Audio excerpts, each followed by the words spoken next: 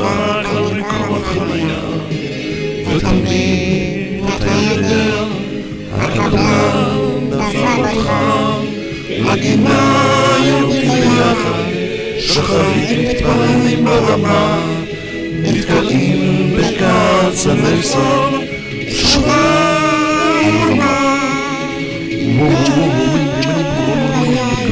השכונה היא איתך, השכונה.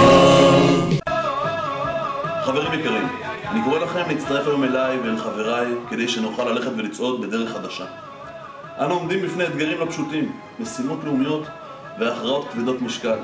זה הזמן לבחור במי שידע לעשות זאת בצורה הטובה ביותר, בצורה שקולה, שידע להתמודד עם הדברים בקור רוח.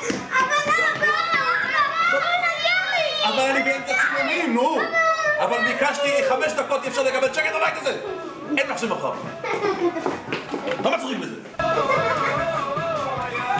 אם תבחרו בנו, תמצאו בית של ערכים, של אידיאלים, של...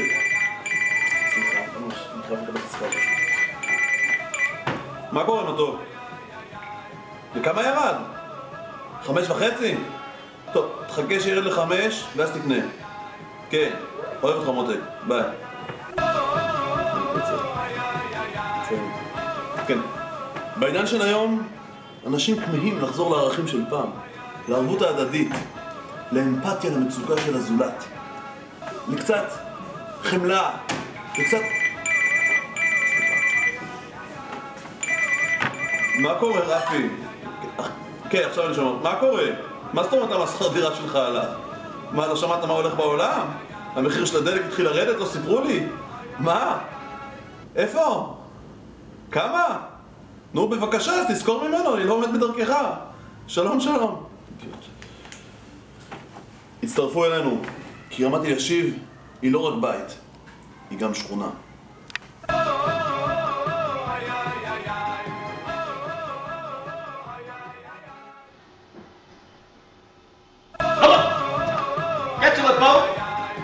צריך להצביע על הבית המשותף. Yes we can. מה, למה רמת אלישיב?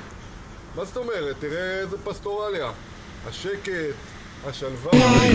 השכונה היא איתך, השכונה.